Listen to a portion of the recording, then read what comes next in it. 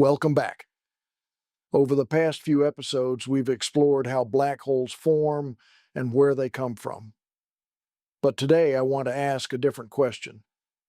Suppose you could survive the journey. Suppose you could travel all the way to a black hole and cross the event horizon. What would you actually experience? The answer is far stranger than most people realize. In fact, according to Einstein's theory of general relativity, crossing the event horizon might not feel like anything at all. Yet, to a distant observer, you would appear to slow down, fade away, and never quite cross the horizon. Both descriptions are correct, and understanding why takes us to the very edge of what we know about space, time, and the structure of reality itself. So come walk with me. Let's step inside the event horizon. The event horizon is often described as the point of no return. It is not a wall. It is not a force field. Imagine an astronaut approaching a black hole.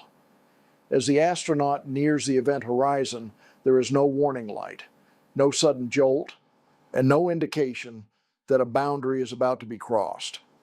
The event horizon is simply a boundary beyond which no signal can ever return to the outside universe. The reason the astronaut disappears begins with the light reaching our eyes. As that light escapes from the vicinity of the black hole, it loses energy. But light cannot slow down. Instead, its wavelength becomes longer.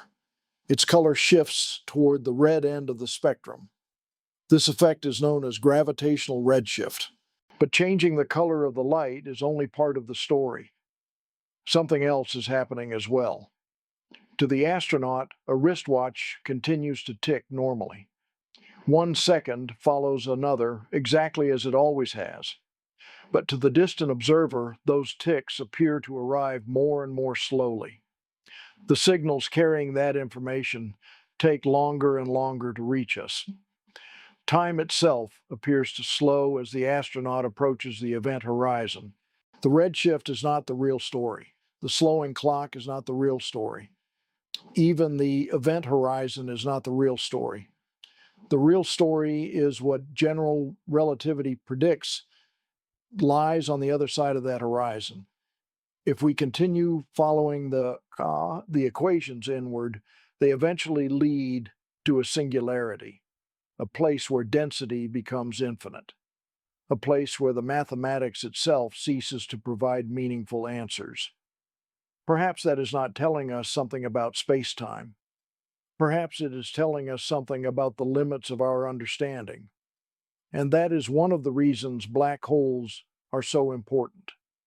They suggest that general relativity, as successful as it has been, is not a complete description of the universe.